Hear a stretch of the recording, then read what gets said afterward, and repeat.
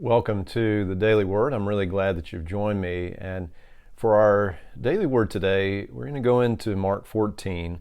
And I want to lift out a couple of characters here. And let's talk about what happens with them and maybe where the Lord's leading us in that.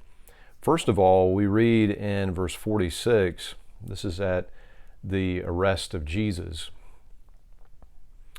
Then the others grabbed Jesus and arrested him.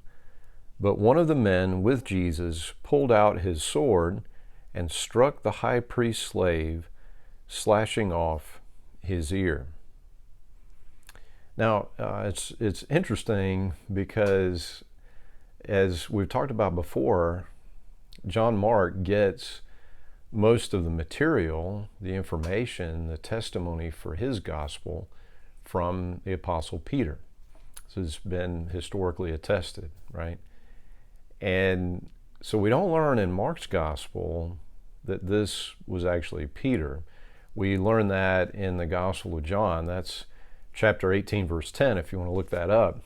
We learn there that this was Peter. And I have to tell you, it's a little bit funny to me because I kind of picture Peter and John Mark talking through what went down at the arrest of Jesus, and Peter mentions that one of the guys grabbed a sword, cut this guy's ear off, and John Mark says, "Oh, well, who was that?" And Peter's like, "Yeah, it's not important. Let's just move on. Let's just move on with the details," right? So we learn that it's Peter from the Gospel of John. But not only that, it's also interesting as you look in the Gospel of Luke, and of course Luke, as you may know, was a physician. Real interesting to me that in Luke, this is 22:50, it's mentioned that Jesus heals the man who was struck by Peter. So we're getting more of the details there, right? Isn't it interesting, though, that a physician would make sure to report that this man's ear was healed? So we get this picture of Peter, and at the arrest of Jesus, he's ready to fight. He takes the sword. He apparently is not that great with a sword because he just gets the guy's ear, and not really, I don't think, what you want to go for when you're sword fighting, but I'm not an expert either, so who knows? But there it is. Now let's look at another character. This is verse 50. Then all his disciples deserted him and ran away. Verse 51. One young man following behind was clothed only in a long linen shirt. When the mob tried to grab him, he slipped out of his shirt and ran away naked. Now, it's actually the only gospel that reports this incident, and I think it's actually very likely that this was John Mark.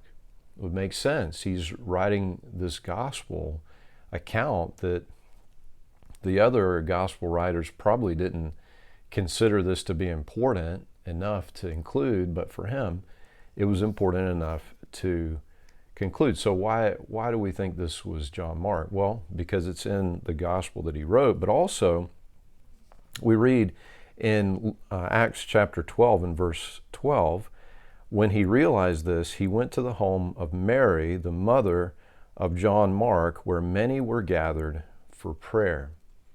So John Mark's mother, her home becomes kind of home base for the Christians in Jerusalem. It kind of stands to reason that this would be a very likely potential for the location of the Lord's Supper, right? And if that would be the case, then I'm picturing John Mark is a very young man. Maybe he's 12, 13 years old. Maybe he's younger than that, but he's fairly young. And he is sort of watching that Passover meal that Jesus shares with his disciples, and they sing a hymn, and then they go out to the Garden of Gethsemane, and I'm picturing him, he's supposed to be in bed. He slips out in his PJs, essentially, and follows them He's keeping his distance. He's watching what's happening. The arrest comes. He panics, which understandable. They try to grab him, and he runs away. So we have two characters here, two people here. One of them is ready to fight. The other takes flight. And of course, as we all know, those are the basic reactions of folks when they're under threat.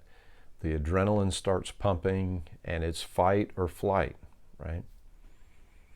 But what I want to point out is that actually, although that fight or flight is a gift of God's common grace, it can help us, it can preserve our existence, our lives, but that actually we are meant to follow Jesus.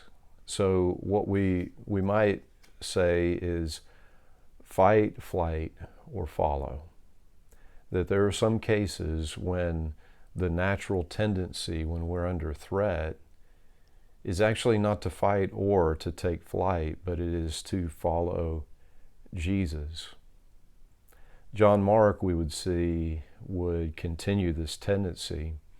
His uncle was Barnabas, and Paul and Barnabas go on this missionary journey, and we read in Acts 13:13 that John Mark left them when they're in the port town of Perga. Things are getting real, and he's terribly frightened, and he literally goes back to his mom, right? He takes off for Jerusalem. And that was greatly hurtful to Paul. As a matter of fact, Paul doesn't want to take him on the next missionary journey.